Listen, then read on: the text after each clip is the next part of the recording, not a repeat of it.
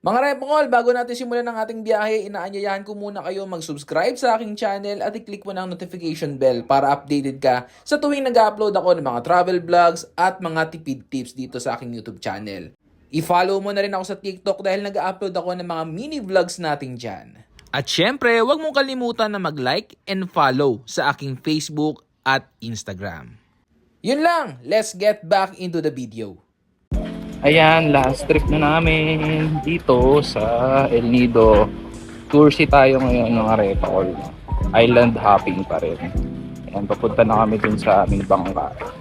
Mga repakol, kapag pupunta pala kayo ng El Nido, Palawan, ay make sure na yung ibubook nyong hotel ay malapit lang or within the El Nido town proper lang para mapupuntahan nyo lahat at saka para malapit din kapag may bala kayo mag-island hopping. At dahil nakapagbayad na kami ng lagoon fee at saka environmental fee bago kami magsimula ng Tour A, ay hindi na namin kailangan magbayad ulit ngayon.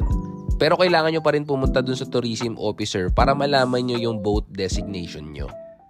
Story time lang pala mga repakol, ay bago kami pumunta dito sa Palawan ay sinecure ko na agad yung mga tour na sasamahan namin at binook ko yan lahat sa Klook. Ayoko na kasi yung doon pa ako maghahanap ng kung anong tour package yung sasamahan namin. Gusto ko pagdating namin doon sa isla ay ready na lahat, ganun 'di ba? Convenient pag ganun eh. So mga repakol, kung may bala kayo pumunta ng El Nido, Palawan, ay pwede nyo gamitin yung promo code ko kapag mabubook kayo sa Klook.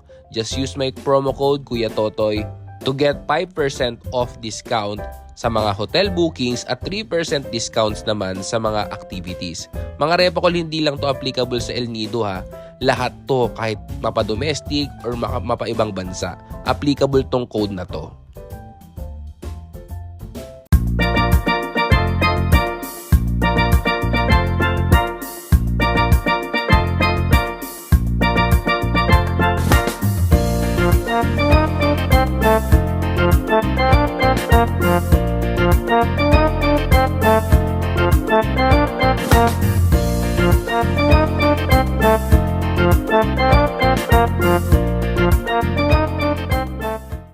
Pagkatapos ng 30 minutes na biyahe ay narating na namin ang Helicopter Island. Wala namang history dito o bumabalot na kwento mga repakol. Wala namang bumagsak na helicopter dito tapos tinawag na Helicopter Island. Walang ganun. It's just, yung island niya kasi hugis helicopter. Mga 20 minutes din kami nag-stop over dito mga repakol. Ayan, naglangoy-langoy kami. Ayan, nag-snorkeling pa ako. Kunyari may nakikita mga isda. Wala naman. Mga lumot lang naman. It's giving Calatagan, Batangas vibes but less crowded. Ang napansin ko kasi by batch ang pagdaong sa mga isla. Hindi sabay-sabay. So hinihintay munang makaalis yung mga nandun sa isla bago may darating na mga 2 bangka o 3 bangka. So magpapalit-palit lang siya para hindi nga talaga ganun magsisiksikan yung mga tao dito. Sarap dito! Mag-swimming! Hi! Who are you? Where are you from? From Pangalan ng picture, ayan. Okay, help. Oh! Nice! Uy, bawal mag-uwi!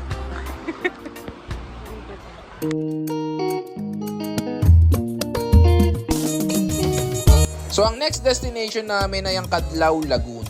So, dito mga repakol, pwede kayo ditong mag-kayaking. Pero kami, pinili lang namin na magstay sa bangka dahil nakapag-kayak na naman kami. So, na-experience na namin yon. Kaya nag-picture taking na lang kami dito sa bangka. Ang dami namin magandang pictures dito. Ayan si Mama oh.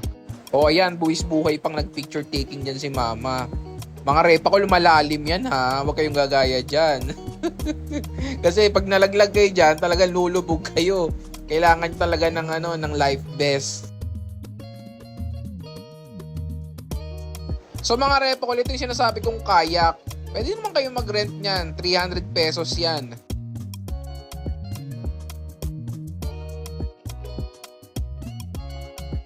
Habang nandito kami mga repakol, sobrang refreshing sa pakiramdam. Sobrang nakakawala ng stress, ganun. Yung tipong sobrang problemado ka sa buhay, tapos biglang magbabakasyon ka sa El Nido. Habang nandun ka, parang sobrang, alam mo yun, hindi ko ma-explain eh. Sobrang sobrang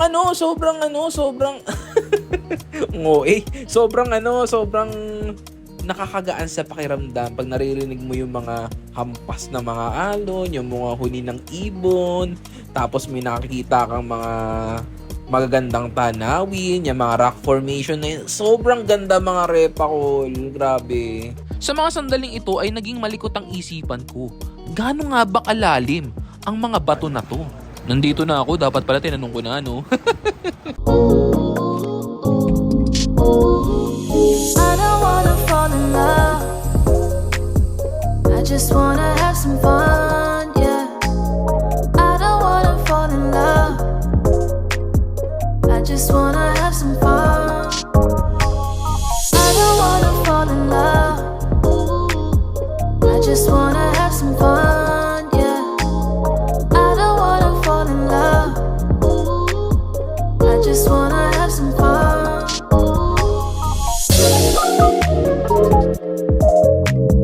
So ang sunod namin pinuntahan ay ang maliit na isla na to. So mga repakol, to be honest, hindi ko na matandaan kung anong pangalan ng isla na to. But one thing's for sure ay hindi to kasama sa original itinerary ng Tour C. Pumunta lang kami dito kasi yung dapat pupuntahan namin na paglalansya namin ay maalon. So hindi makadaong doon, kaya dito kami nag-lunch. And maganda naman dito mga repakol, makikita nyo yung tubig, talagang crystal clear yung ganda.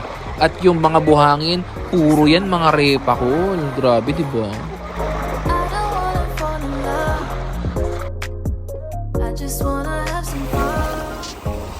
At ayun, dahil tanghali na rin mga repakol, ay nag-set up na rin sila kuya ng aming mga kakainin sa aming lunch. Take note lang mga repakol, nakasama na itong lunch na to sa Tour C package kapag nag-book kayo ng club. So, hindi nyo na kailangan magbaon ng mga pagkain.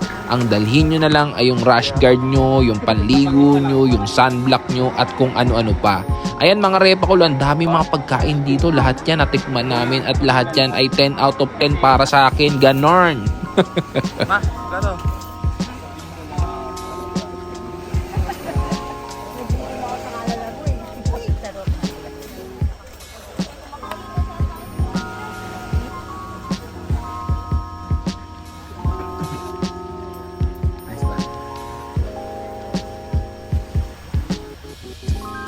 Kain tayo.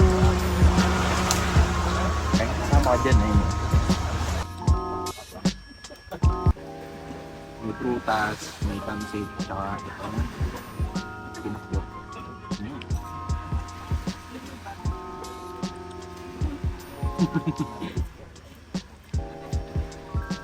Wap.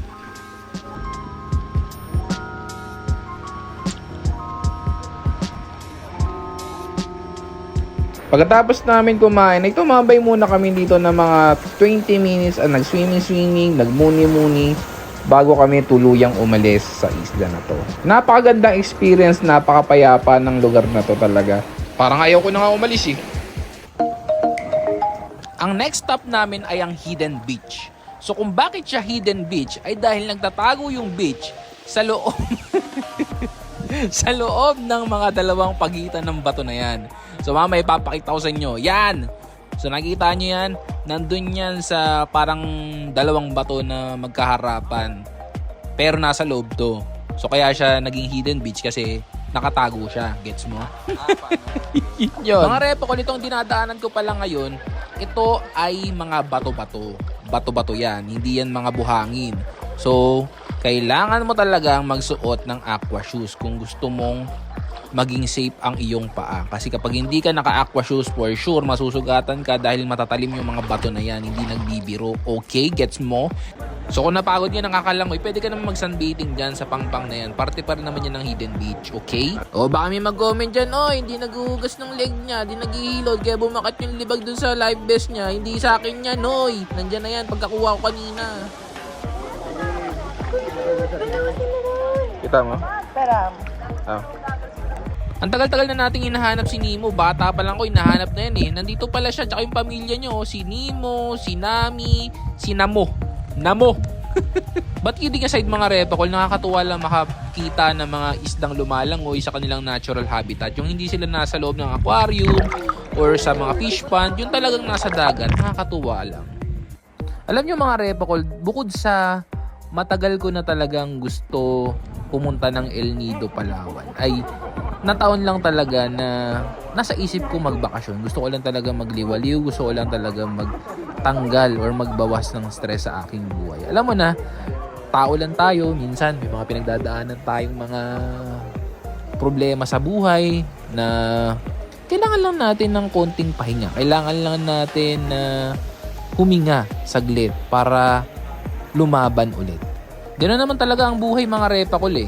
Kapag napagod ka, pahinga lang tapos laban ulit.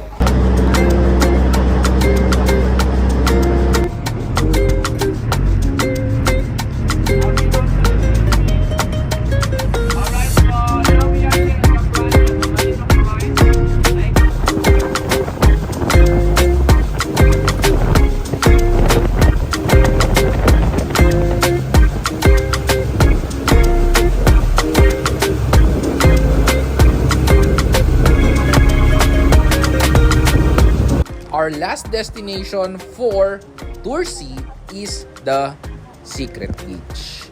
At kung bakit siya Secret Beach? Secret, hindi ko sasabihin, walang clue, charot. Ayan, so nakikita nyo dito mga repakol, hindi yan lupa, hindi yan mga dahon-dahon. Yan ay mga sardinas. Yes, you heard it right. So ayan mga repakol, medyo malalim sa part na to. Kaya kailangan talaga is may hihila sa amin papunta sa loob. Pagpasok nga namin ay talaga nakakamangha, no? Na sa likod pala ng mga bato na yun ay meron pala ganitong kagandang beach sa loob. Siya nga pala, ang bait ng tour guide namin dito mga repakol. Talagang inaalagaan niya kami. Wow. may tender loving care, ganun. Kasi kinukuha niya yung mga gadgets namin, nilalagay niya dun sa sa bag niya, yung waterproof na bag niya. Tapos tsaka niya ibibigay sa amin kapag nandito na kami or nasa isla na kami. Para hindi nga naman mabasa, hindi kami mahirapan. Ang galing lang, nakakatuwa lang si Kuya. Ganda dito. Malilim siya, hindi mainit. Ayan. Tignan mo, nalutang siya.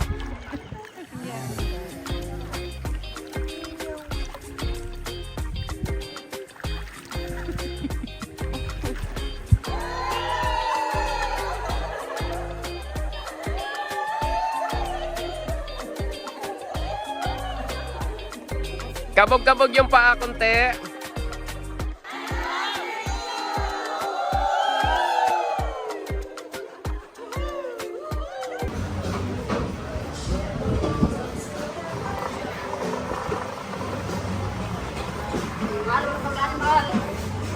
Ano yun? Hindi mo makita yung beach.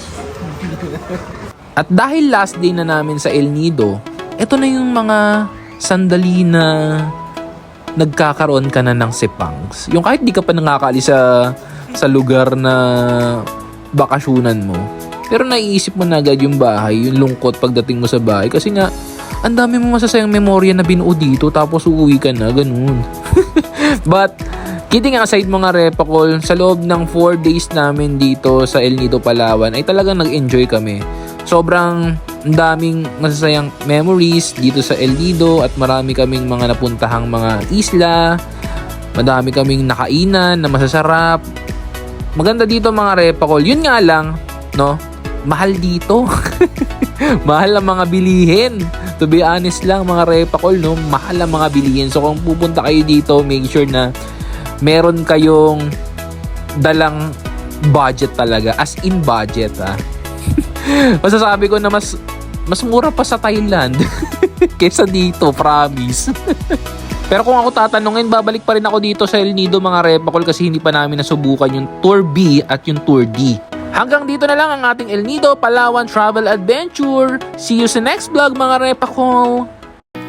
Ako ay kapitbahay nyo, laging handang tumulong sa inyo. Kilala nyo ako,